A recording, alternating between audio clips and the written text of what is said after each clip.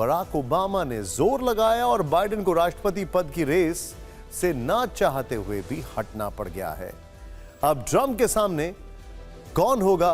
Biden ने कमला Harris के नाम का प्रस्ताव आगे रखा है, लेकिन मिशेल ओबामा कैसे बराक ओबामा के प्लान एम का हिस्सा बन गई हैं? यह खबर बस थोड़ी देर में आपके सामने। दूसरी खबर, संसद में नीट पर आज जबरदस्त हंगामा हुआ। नेता विपक्ष राहुल गांधी और शिक्षा मंत्री धर्मेंद्र प्रधान में परीक्षा पर तीखी चर्चा हुई। राहुल गांधी ने क्या आरोप लगाए, धर्मेंद्र प्रधान ने क्या जवाब दिया, शिक्षा मंत्री का इस्तीफा मांगने पर कैसे सियासी लड़ाई सड़क तक तेज हो गई है। नीट से जुड़े लाखों छात्रों को यह खबर जरूर देखनी चाहिए। तीसरी खबर, सावन में नाम वाले फरमान पर कैसे सुप्रीम कोर्ट ने पावर ब्रेक मार दिया है। अंतरिम आदेश आया है कि नेम प्लेट को नो और शुद्धता को यस कहा जाए। अब यूपी सरकार बैकफुट पे है और विपक्ष के सियासी हथियार को और धार मिल रही है। लेकिन राजनीति के बीच कांवड़ रूट पर क्या कह रहे हैं दुकान वाले, उनकी आवाज हम आपको सुनाएंगे। चौथी खबर, क्या रोज कामकाज के 8 घंटे नहीं बल्कि 14 घंटे होने चाहिए? यह बहस कर्नाटक से शुरू हुई है और अब इसकी गूंज दिल्ली तक प्राइवेट कंपनियों में सुनाई दे रही है। कर्नाटक का काम के बोझ वाला फॉर्मूला नंबर 14 क्या है, आपको बताएंगे। तब तक आप ये जोड़ कर रखिएगा कि आप रोज कितने घंटे काम करते हैं। पांचवी खबर बजट से जुड़ी हुई है। कल बजट आएगा। इसके बाद एक पॉज इसलिए कि क्या रेवड़ी लाएगा। सबसे सटीक विश्लेषण और कवरेज आप टीवी 9 पर सुबह 6 बजे से लगातार देखेंगे। लेकिन आज बजट से ठीक पहले देश की जेब की फिक्र जरूरी है, साथ में आपकी जेब की फिक्र भी करनी है। आज बजट का पूर्वानुमान आपको हम दिखाएंगे। लेकिन देखिए, शुरुआत जो करने वाले हैं, फिक्र आपकी की सबसे पहले बात अमेरिका के राष्ट्रपति चुनाव की करते हैं। ये क्या माजरा है? ये तस्वीर आया था आपको, ये कब की है? ये तब की है जब बराक ओबामा बाहर जा रहे थे और ट्रंप अंदर आ रहे थे। लेकिन अभी बराक ओबामा ने किसी के बाहर जाने का रास्ता बनाया है, और क्या ये रास्ता ट्रंप के अंदर आने का है? कल रात में भारतीय समय के मुताबिक जब रात के 11 बज रहे थे, तब बाइडेन ने दुनिया को बता दिया कि वो राष्ट्रपति पद की रेस से बाहर हो गए हैं फाइनली। अब दुनिया में करोड़ों लोगों की नजरें इस बात पर है कि आखिर अमेरिका का अगला राष्ट्रपति कौन होगा, क्योंकि यहां बात सिर्फ पद की नहीं बल्कि उस चेहरे की है जिसके व्हाइट हाउस में बैठते ही कई ग्लोबल समीकरण बदल सकते हैं। वर्ल्ड ऑर्डर में वो बदलाव आ सकता है जो शायद कई देश नहीं चाहते हैं। इंटरेस्टिंग बात क्या है, बाइडेन ने पहला ट्वीट किया, कमला हैरिस का कोई नाम नहीं लिया। दूसरे ट्वीट में कमला हैरिस का नाम लिया है और ट्वीट पर उन्होंने अनाउंसमेंट किया है। ये अपने आप में एक बहुत बड़ा सवाल है। लेकिन इस बीच ट्रंप ने दावा किया है कि वो एक फोन कॉल पर रूस यूक्रेन का वॉर रुकवा देंगे, यूक्रेन की अरबों डॉलर की मदद रोक देंगे, चीनी कंपनियों पर कड़े बैन लगा देंगे और नेटो पर लगाम लगा देंगे। ऐसे में सभी की नजर सुपर पावर सीट पर टिकी है जो व्हाइट हाउस में रखी है। सवाल है कि आखिर दुनिया की सुपर पावर सीट पर कौन बैठेगा? आइए देखते हैं, इसको समझते हैं। इस कुर्सी में सुपर पावर होने का एहसास है। ये देखिए जरा, द मोस्ट पावरफुल चेयर। यहां पर बड़ी बात क्या है, क्योंकि अमेरिका खुद को दुनिया का बॉस मानता है। इंटरेस्टिंग बात क्या है, इसी पावरफुल कुर्सी पर जो बाइडेन की पत्नी पिछले साल बैठी नजर आई थी और तब तमाशा खड़ा हो गया था। लेकिन ये जो कुर्सी आप देख रहे हैं ना, इस कुर्सी में कूटनीतिक ताकत है, क्योंकि अमेरिकी राष्ट्रपति दुनिया पर प्रभाव डालने वाले फैसले की दिशा तय करता है। इस कुर्सी में न्यूक्लियर घमंड है। रूस के पास बेशक अमेरिका से ज्यादा न्यूक्लियर हथियार हो, लेकिन अमेरिका खुद को दुनिया की सबसे बड़ी न्यूक्लियर और टेक्नोलॉजिकल ताकत मानता है। इस कुर्सी में स्पेस किंग होने का गुरूर है। नासा असल में अमेरिका का स्पेस मुकुट है और दुनिया में सबसे ज्यादा स्पेस प्रोग्राम अमेरिका के ही चल रहे हैं, बल्कि उसमें लीड कर रहा है। और सबसे बड़ी बात, दुनिया की सुपर पावर कुर्सी में पैसे और जीडीपी की सबसे बड़ी ताकत है। अमेरिका को इन पैमानों पर नंबर 1 होने का अभिमान है। और सबसे बड़ी बात इस कुर्सी की यह है कि इस कुर्सी के कहने पर दुनिया का कोई भी मुल्क एकाएक एक्शन में आ जाता है, जो कि इनके बैठने के बाद शायद रिएक्शन में आ गया। खैर, दुनिया की सुपर पावर की कुर्सी पर बैठने का सबसे बड़ा दावेदार जो व्यक्ति है, वो इस समय अमेरिका के पूर्व राष्ट्रपति डोनाल्ड जे ट्रंप है। रिपब्लिकन्स की तरफ से ट्रंप ऑफिशियली इस कुर्सी के दावेदार बन गए हैं। डेमोक्रेट्स को तय करना है अभी भी, जब सिर्फ 106 दिन बाकी हैं, सिर्फ 106 दिन बाकी हैं कि बाइडेन के बाय बाय कहने के बाद अब उनका अगला उम्मीदवार कौन होगा। इस उम्मीदवार एक कलेश को डिकोड करें उससे पहले आपको 3 वीडियोस दिखाते हैं जो बताएंगे कि ट्रंप के तेवर क्या हैं और वो मुकाबले के रिंग में अपने विरोधियों के साथ क्या करते हैं। ओके, ये देखिए यहां पर इस वक्त बाइडेन रिंग से आउट हो चुके हैं जबकि ट्रंप की विजय गर्जना जारी है। ऐसे में पुराने वीडियो नए सिरे से वायरल हो रहे हैं। ट्रंप स्पोर्ट्स इन वीडियोस को शेयर कर रहे हैं। अब ट्रंप के जो सपोर्टर्स हैं वो इन वीडियोस को शेयर कर रहे हैं और विरोधियों को मजाकिया अंदाज में चेतावनी दे रहे हैं कि अगर कोई डोनाल्ड ट्रंप के खिलाफ खड़ा होगा उसकी हालत भी ट्रंप ऐसी ही करेंगे। ट्रंप इस चुनाव में खुद को रॉकस्टार के अंदाज में पेश कर रहे हैं। बुलेट लगने के बाद तो उनकी लोकप्रियता और ज्यादा बढ़ गई है, लेकिन ट्रंप का ये स्वैग पुराना है। इस वीडियो में ट्रंप के सामने WWE के को-फाउंडर विंस मैकमोहन ट्रंप को चैलेंज कर रहे हैं। ट्रंप कुछ देर तक शांत खड़े होकर उन्हें सुनते हैं। इसके बाद ट्रंप विंस मैकमोहन पर टूट पड़े। ऐसी आक्रामकता ट्रंप की सियासत में भी है। ये देखिए तस्वीरें। यहीं पर हम आपको दूसरा वीडियो दिखाते हैं। इसमें भी ट्रंप का गुस्सा और उनके आक्रामक अंदाज जो है वो सबने देखा। वो WWE के को-फाउंडर पर घूसों की बारिश कर रहे हैं। अब ये तीसरा वीडियो देखिए जिसमें ट्रंप एक शर्त जीतने के बाद वादे के मुताबिक विंस मैकमोहन के बाल रिंग में उतार रहे हैं। इन वीडियोस को शेयर करके ट्रंप की चुनावी टीम संदेश दे रही है कि आगामी चुनाव में ट्रंप विरोधियों का यही हाल होगा। सवाल है कि आखिर ट्रंप को टक्कर कौन देगा। इंटरेस्टिंग बात यह है ट्रंप को टक्कर कौन देगा, इसको लेकर भी हम आपको कुछ बताएंगे। इसे समझने के लिए हमने एक रिंग बनाया है। रिंग में एक तरफ है डोनाल्ड ट्रंप जिनका राष्ट्रपति चुनाव लड़ना तय है, लेकिन ट्रंप को टक्कर कौन देगा इसमें पहला नाम सामने आ रहा है उपराष्ट्रपति कमला हैरिस का, जिनके कई सारे वीडियोस वायरल हो रहे हैं। अनफॉर्चुनेटली वो उनके लिए बहुत अच्छे नहीं। बाइडेन ने पीछे हटते हुए कमला हैरिस के नाम को आगे बढ़ाया, लेकिन इस पर सभी डेमोक्रेट सहमत नहीं हैं। कमला हैरिस के बाद डेमोक्रेट्स की तरफ से बड़ा नाम पूर्व राष्ट्रपति बराक ओबामा की पत्नी मिशेल ओबामा का है, यानी इस रिंग में ट्रंप के सामने मिशेल ओबामा हो सकती हैं।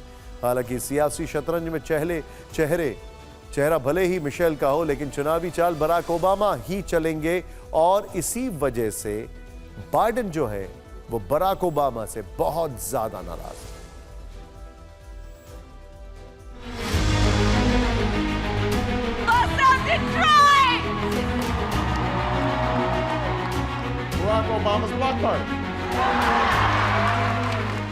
जो बाइडेन अमेरिका में राष्ट्रपति चुनाव की रेस से बाहर हो गए हैं और इस अहम पद के लिए कमला हैरिस का नाम आगे कर दिया है। बाइडेन ने अपना नाम पीछे लेते हुए कहा, आज मैं कमला हैरिस को इस साल हमारी पार्टी का उम्मीदवार बनाने के लिए अपना पूरा समर्थन और सहयोग देना चाहता हूं।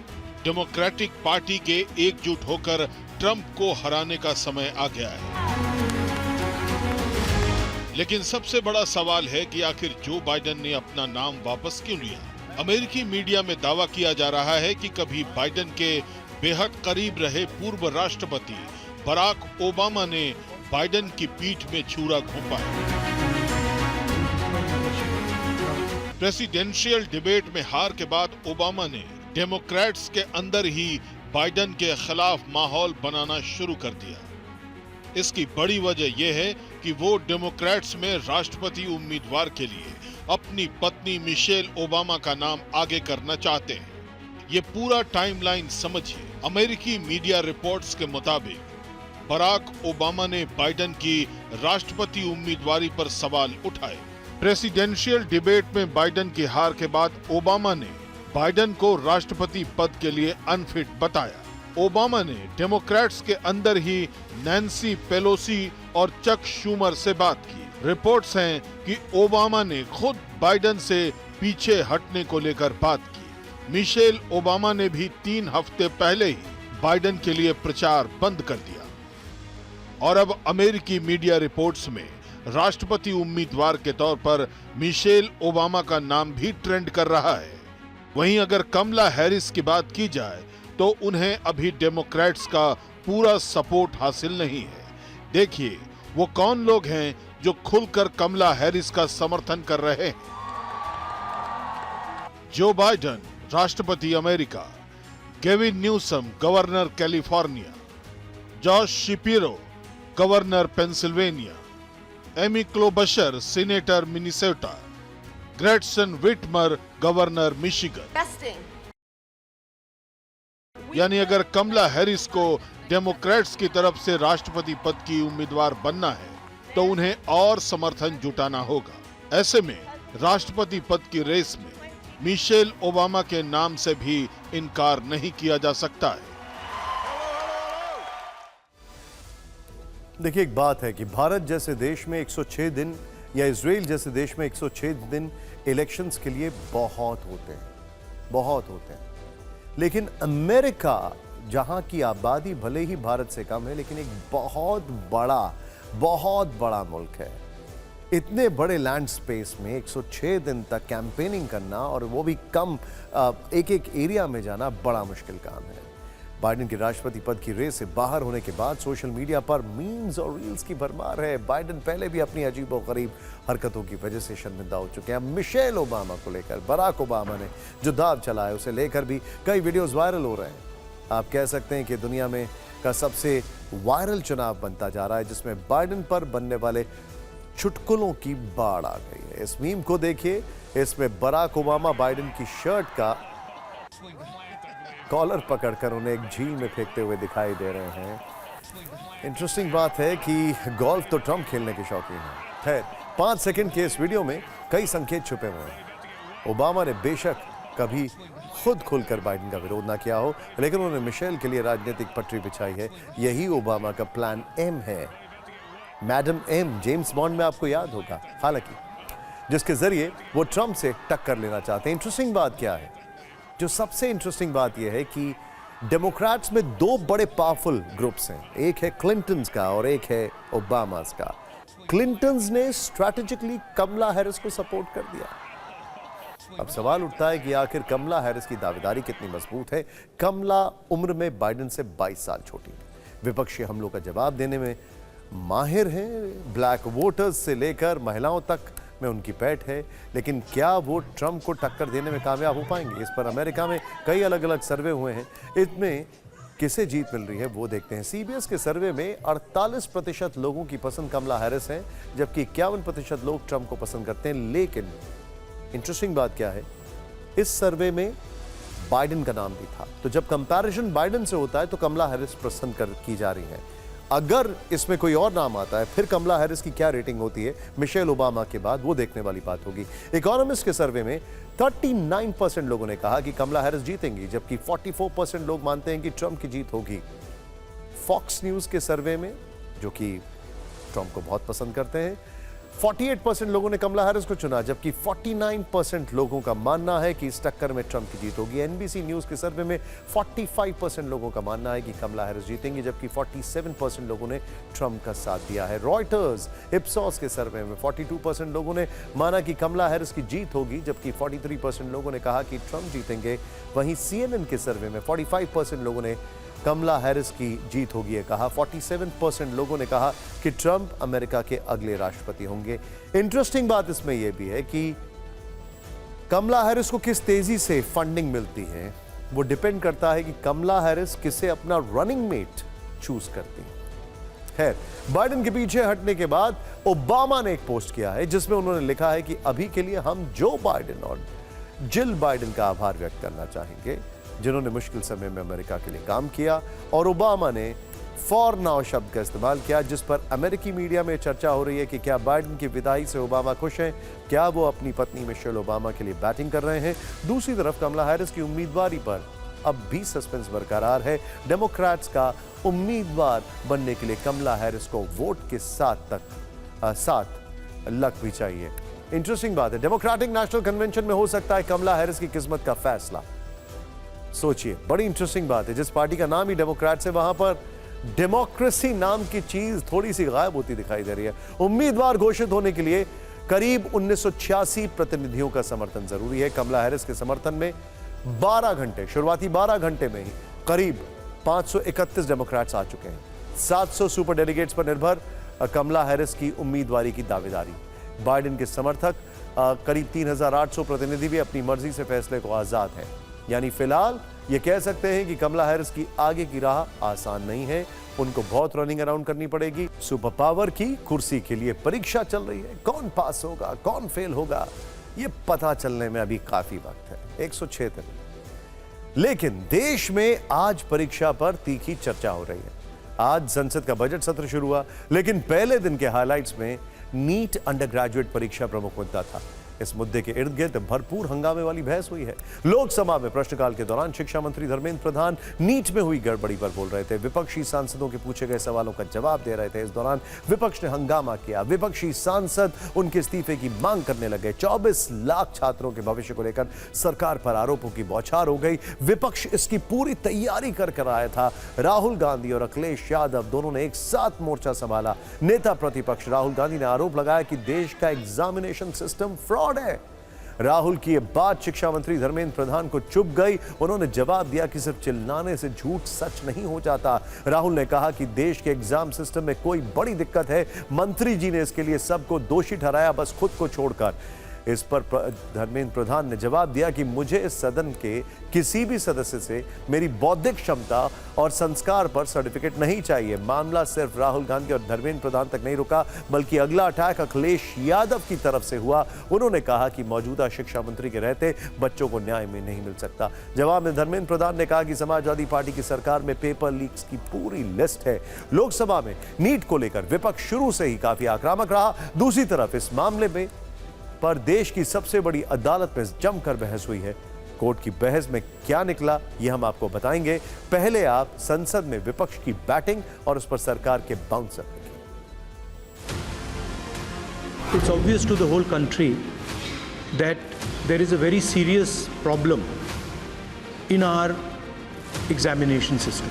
This is not just a question of NEET, it is in all the major examinations. Now, the minister has blamed everybody except himself, right? चिल्लाने से सच झूठ नहीं हो जाएगा साहब। ये जो कहा गया देश की अभी की एग्जामिनेशन सिस्टम रबिश है सर, इससे दुर्भाग्यजनक बयान देश की नेता प्रतिपक्ष का कुछ नहीं हो सकता है। The Indian examination system is a fraud. That is what is at stake here. Millions of people believe that if you are rich and if you have money, you can buy the Indian examination system. जिन्होंने remote से सरकारें चलाई है, 2010 में 3 bill आया था sir. Prohibition of unfair practice bill 2010। Sir मेरे सरकार की हिम्मत है, अभी हमने पब्लिक एग्जामिनेशन की रेगुलरिटीज में बिल लाए, कानून बनाए। क्या मजबूरी था कांग्रेस पार्टी की, क्या मजबूरी था नेता प्रतिपक्ष की? उन्होंने उस बिल को उल्टा किया, किसके दबाव में उल्टा किया? क्या निजी मेडिकल कॉलेज की दबाव में, उनकी घूसखोरी की दबाव में उन्होंने उस बिल को उल्टा किया था। अध्यक्ष महोदय, ये सरकार किसी और का रिकॉर्ड बनाए ना बनाए, लेकिन पेपर लीक का रिकॉर्ड जरूर ये सरकार बनाएगी। अध्यक्ष महोदय, मेरे आपके माध्यम से एक ही निवेदन है कि बिना ये मंत्री जी रहेंगे तो न्याय नहीं मिलेगा बच्चों को। इस बार सबसे अच्छा परफॉर्मेंस करने वाले देश की एसटी, एससी, ग्रामीण बैकग्राउंड, आर्थिक पिछड़े लोगों की है। क्या हम उनकी मेधा को हम चुनौती देते हैं? और बाकी रहा क्वेश्चन पेपर लीक की, सर मैं शुरू से मेरा एक स्टैंड रहा, राजनीति नहीं करना, लेकिन अखिलेश जी जब वहाँ दायित्व में थे उस सूबे की, सर सारे सूची है कितने बार उत्तर प्रदेश में क्वेश्चन पेपर लीक हुए हैं। संसद के अलावा नीट पेपर लीक वाले इस मैच का एक एक्सटेंशन सुप्रीम कोर्ट में भी चल रहा था। 40 से ज्यादा याचिकाओं पर आज कोई फैसला तो नहीं हुआ, लेकिन खासतौर से 3 आरोपों के इर्द गिर्द पूरे दिन बहस हुई। पहला था विवादित प्रश्न के विकल्प, दूसरा वो बैंक जहां पेपर रखे गए, और तीसरा पेपर लीक की तारीख। सुप्रीम कोर्ट ने प्रश्न संख्या 19 की जांच के आदेश दिए, जिसमें जवाब के 2 विकल्प सही थे।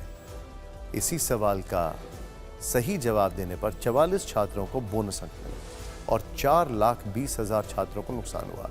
इसकी जांच के लिए सुप्रीम कोर्ट ने IIT दिल्ली के 3 सदस्यों की एक कमेटी बनाने का आदेश दिया, जो कल दोपहर 12 बजे तक एक सही ऑप्शन चुनकर रजिस्ट्रार को भेजेगी। CGI ने यह भी पूछा कि जब SBI को पेपर बांटने थे तो झज्जर में एक केंद्र के इंचार्ज कैनरा बैंक से पेपर कैसे लेकर आ गए। यहां यह जानना जरूरी है कि नीट पेपर के 2 सेट थे, एक SBI में गया था और दूसरा कैनरा बैंक में। पूरे देश में SBI वाले पेपर से परीक्षा हुई, जबकि हरियाणा में झज्जर के हरदयाल स्कूल में कैनरा बैंक के पेपर से एग्जाम हुआ। याचिकाकर्ता ने दलील दी कि झज्जर में इस केंद्र की परीक्षा में कोई देरी नहीं हुई थी, फिर भी सभी छात्रों को ग्रेस मार्क्स दिए गए थे, जिस पर CGI ने पूछा कि ग्रेस मार्क्स क्यों दिए गए।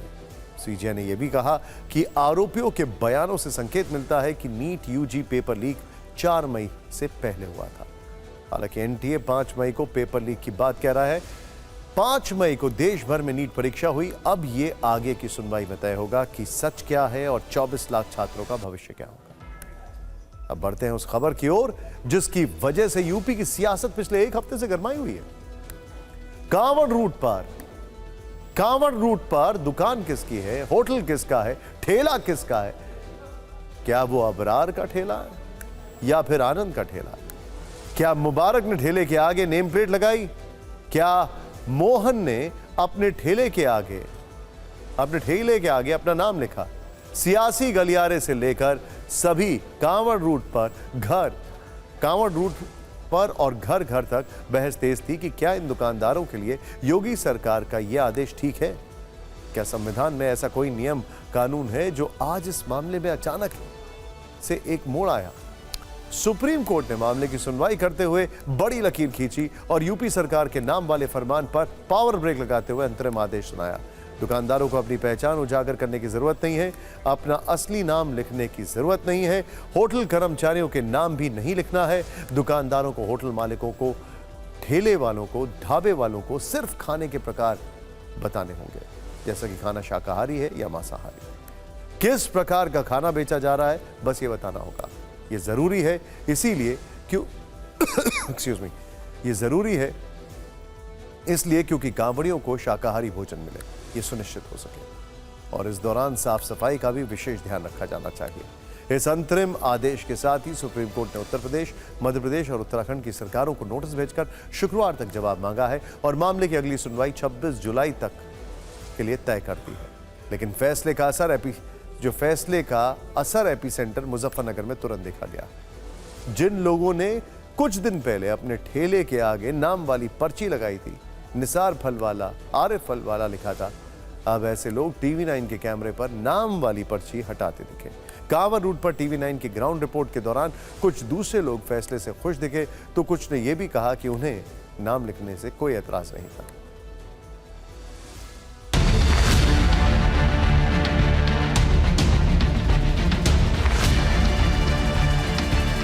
इस वक्त निसार की दुकान पर हम लोग मौजूद हैं और यहाँ पर निसार का पहले नाम लिखा हुआ था, लेकिन अब यहाँ पर नाम लिखा हुआ नहीं नज़र आ रहा है। सीधे निसार से बातचीत करते हैं। निसार जी, जब सुप्रीम कोर्ट ने अब अंतरिम रोक लगाई है, क्या उसके बाद आपने ये नाम का जो लिखा था वो हटा लिया है?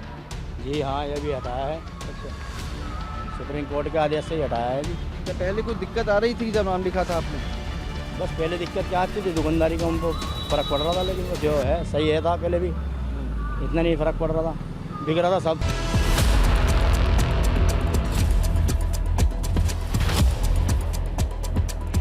अभी भी यहाँ पर आरिफ का नाम आपको यहाँ पर लिखा हुआ नज़र आएगा।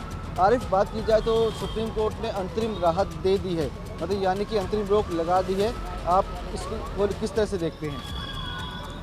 बस उनका ऑर्डर है कि तख्ती उतार दो। अच्छा, तो तख्ती लगी रहेगी या फिर हटाएगी आप? नहीं, हटा रहा हूँ। हटा रही हो उसे? जी। यानी कि आप ये कह रहे हैं कि जैसे सुप्रीम कोर्ट ने अंतरिम राहत दी है तो अब आपने ये नाम हटा रहे हैं? जी, जब वहाँ से आदेश हुए हमने हटा दिए।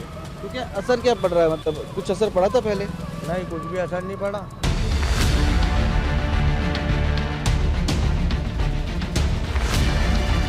यहाँ पर जब हम लोग पहले आए थे तो यहाँ पर बाकायदा उनका नाम लिखा हुआ था, शाह आलम यहाँ पे लिखा हुआ था। अब यहाँ पे वो नाम लिखा हुआ नज़र नहीं आ रहा। ये सुप्रीम कोर्ट की सहमति से ही है। हाँ, दुकानदारी पे देखो बहुत असर था इससे। देखिए, जो स्थानीय लोग हैं वो तो आते हैं, लेकिन जो चलते फिरते लोग हैं वो ज़रा परहेज कर रहे थे इस मामले से।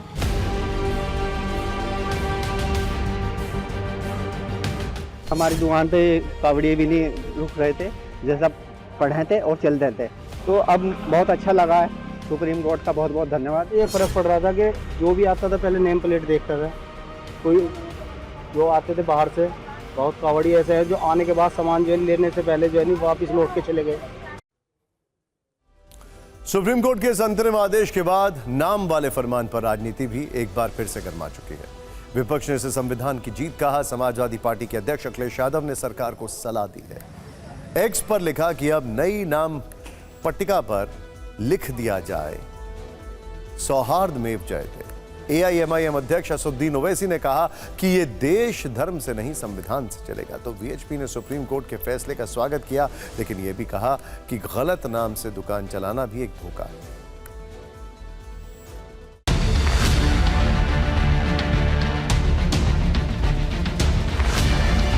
मैंने कहा था कि सुप्रीम कोर्ट स्वयं इस बात को संज्ञान में ले और ऐसे कार्रवाई को रोके। जैसे दिया बुझने से पहले फड़फड़ाता है, सांप्रदायिक राजनीति खत्म होने जा रही है, इसका दुख भारतीय जनता पार्टी को है। हम कांवड़ यात्रा में जा रहे हैं तो अपनी शुद्धता पवित्रता के लिए हम थोड़ा सा केयर करना चाहते हैं। आइडेंटिफिकेशन हो गया है, इसको डिस्टर्ब मत करिए वरना लंबे समय के लिए एक बहुत बड़ा नासुर बनेगा।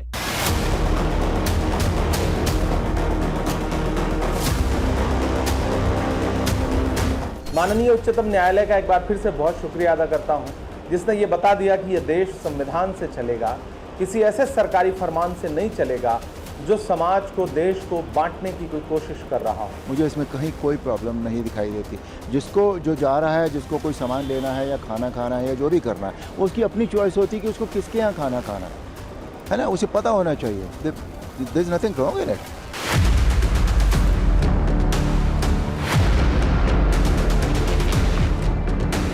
It is a completely unconstitutional order against the fundamental principles of our constitution.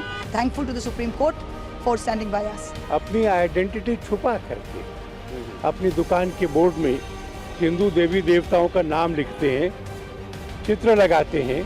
जैसे जय अम्बे टी स्टॉल लिखा, शेरावाली माता का चित्र लगाया। तो मैं समझता हूँ कि ये क्योंकि उनकी श्रद्धा नहीं है, ऐसा करना धोखा है। वैसे इस राजनीति का एक दिलचस्प पहलू यह भी है कि अभी विपक्ष अभी से अंतरिम आदेश को अंतिम आदेश मानकर सरकार को कटघरे में खड़ा कर रहा है, जबकि नाम वाले फरमान पर सुप्रीम कोर्ट का फैसला आना भी बाकी है। हालांकि आज बहस के दौरान बेंच से जुड़े जस्टिस भट्टी ने अपना एक किस्सा सुनाया। उन्होंने बताया कि केरल के एक शहर में दो प्रसिद्ध शाकाहारी रेस्टोरेंट हैं, एक हिंदू का है और एक मुस्लिम का है, और वो व्यक्तिगत रूप से मुस्लिम रेस्टोरेंट में जाना पसंद करते थे क्योंकि वहाँ साफ सफाई अधिक नजर जाती थी और खाने पीने का मामला असल में व्यक्ति की निजी पसंद का विषय है। और जस्टिस भट्टी की बात को तो आप संविधान के अनुच्छेद 21 से भी समझ सकते हैं। इसमें इस बात का जिक्र है कि प्रत्येक व्यक्ति को अपनी पसंद से जीने का अधिकार और आजादी। उत्तर प्रदेश में कांवड़ रूट पर नाम वाली सियासत दिखी तो मुजफ्फरनगर से 225 किलोमीटर दूर हरियाणा के नूह में ब्रजमंडल यात्रा के दौरान सुरक्षा किलाबंदी जैसी दिखी। दोपहर 12 बजे से शुरू हुई यह जलाभिषेक यात्रा शाम 5 बजे तक चली। नल्हड़ मंदिर से शोभा यात्रा फिरोजपुर झिरका में झिरकेश्वर मंदिर तक शांतिपूर्वक संपन्न हुई।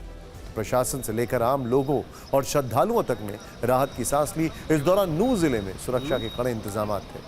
5000 पुलिसकर्मियों द्वारा शोभा यात्रा की निगरानी की गई। आरएएफ और सीआरपीएफ की तैनाती दिखी। घुड़सवार पुलिस को भी तैनात किया गया। पूरे रूट की मॉनिटरिंग ड्रोन कैमरे से होती रही। पूरी यात्रा की वीडियोग्राफी की जाती रही। यात्रा में आने वाले लोगों के हथियार, लाठी, डंडे लाने पर रोक लगाई गई। तेज म्यूजिक सिस्टम पर भी इस बार रोक थी। कल यानी रविवार को पुलिस अधीक्षक की मौजूदगी में नूह में फ्लैग मार्च भी निकाला गया था। नूह में मोबाइल, इंटरनेट और एसएमएस सेवाएं आज शाम 6 बजे तक सस्पेंड रहीं। सबसे बड़ी बात यह है कि इस बार यात्रा में शामिल होने के लिए बिट्टू बजरंगी को अनुमति नहीं दी गई। पिछले साल इसी नूह में ब्रजमंडल यात्रा के दौरान हिंसा भड़की थी। इस हिंसा में बिट्टू बजरंगी पर आरोप लगे थे। उस पर हिंसा से संबंधित कुल 9 मामले दर्ज हुए थे। सबसे ज्यादा उपद्रव नल्हड़ मंदिर की पहाड़ी पर देखने को मिला था। पहाड़ी से फायरिंग के वीडियो वायरल हुए थे, लेकिन इस बार पहाड़ी पर भी पुलिस के जवानों की तैनाती दिखी। शोभा यात्रा रूट पर इस बार तनाव नहीं था, बल्कि भाईचारे की तस्वीर दिखी। मुस्लिम समुदाय ने श्रद्धालुओं पर पुष्प वर्षा की और नूह से सांप्रदायिक सौहार्द का संदेश दिया।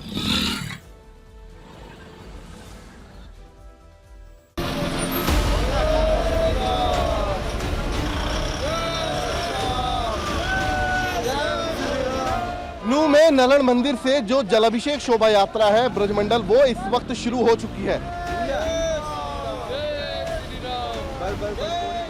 खास बात इस बार ये होगी कि हर जगह ठीक इस तरीके से आपको बड़ी संख्या में पूरे नूह में, और जो इस पूरी शोभा यात्रा का रूट रहेगा उस पर हर जगह आपको बड़ी संख्या में पुलिस बल की तैनाती यहाँ पर दिखाई देगी। साथ ही सुरक्षा बलों को भी तैनात किया गया है। और पिछली तरह कोई दंगा नहीं है। प्रशासन का बहुत बड़ा बहुत ज़्यादा सुरक्षा दी गई है।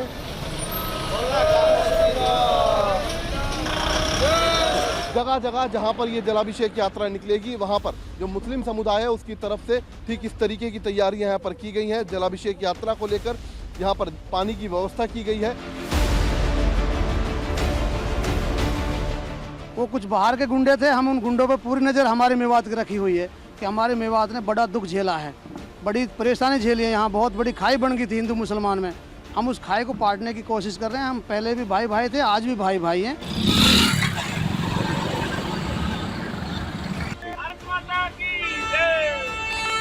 और प्यार से चल रही है। मुस्लिम वर्ग के लोग भी स्वागत कर रहे हैं। भाईचारे से अच्छी यात्रा है। अमरनाथ यात्रा के बाद ये दूसरी यात्रा है जहाँ पर पुलिस प्रोटेक्शन से हो रही है यात्रा है। ये दुर्भाग्यपूर्ण बात है कि भारत जैसे देश के अंदर आज हमारी यात्रा जो है पुलिस प्रशासन की निगरानी में हो रही है। फोर्स के लिए बोलना चाहूँगा, दुर्भाग्य है 2024 में भारत देश में ये फोर्स खड़ी है। क्यों? क्योंकि हिंदू बाहुल्य अपने भगवान पे जल चढ़ाने जा रहा है और उसको कुछ शांतिदूत अटैक करके भंग कर देंगे। तो हम मुझे इन लोगों के लिए दया आ रहा है कि घर बार छोड़ के लोग खड़ा है यहाँ पे।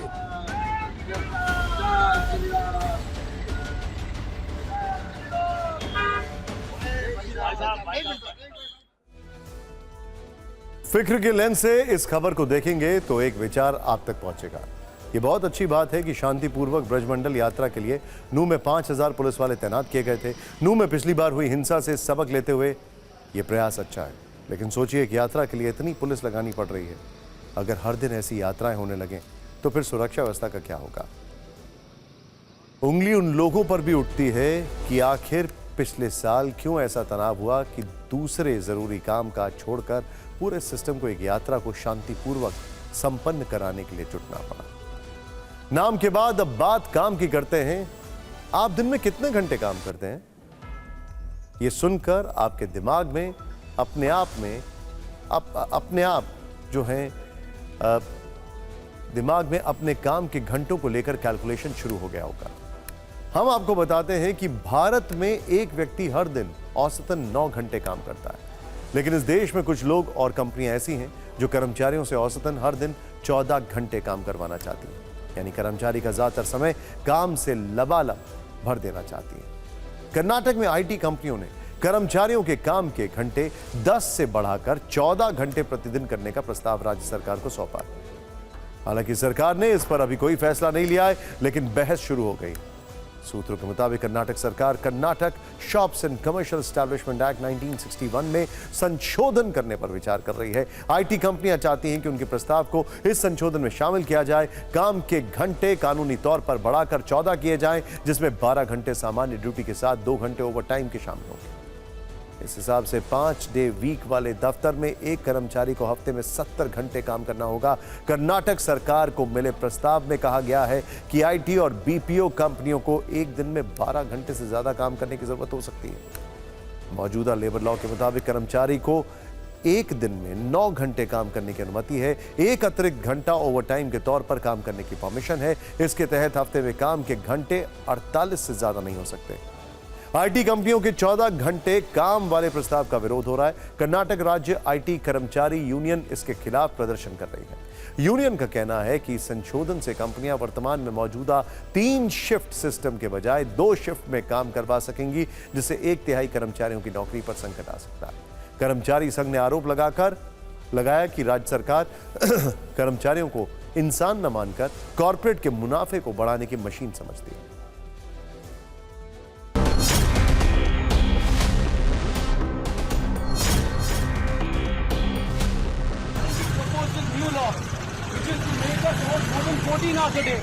So think about it.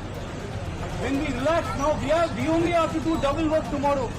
How many health issues are there in IT sector employees?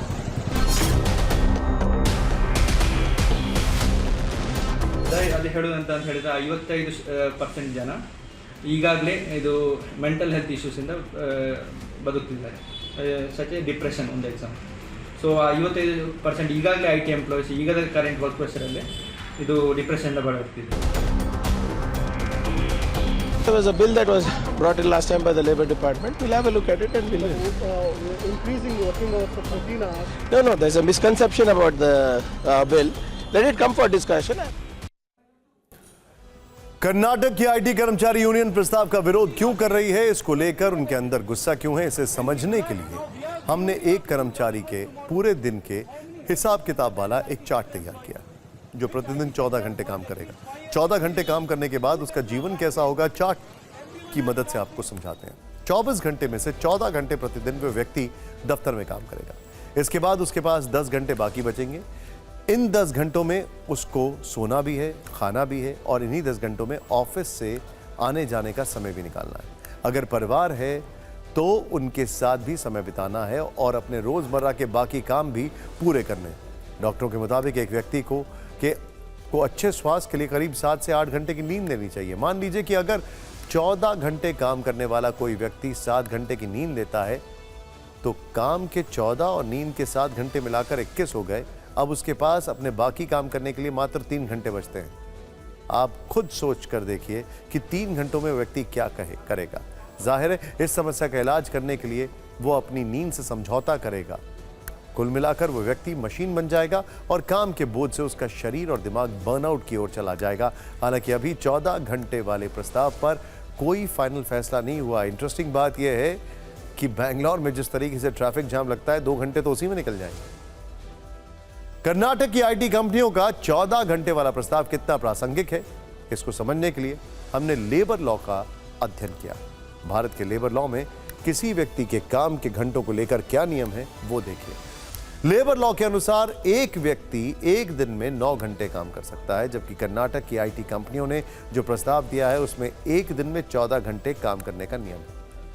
इसके साथ ही लेबर लॉ के मुताबिक एक व्यक्ति एक सप्ताह में 48 घंटे काम कर सकता है, जबकि कर्नाटक में नए प्रस्ताव के मुताबिक यह अवधि 70 घंटे है। 70 घंटे तब जब दफ्तर में 5 वर्किंग डे होंगे, क्योंकि ज्यादातर IT कंपनियों पे 5 डे वर्क का नियम होता है।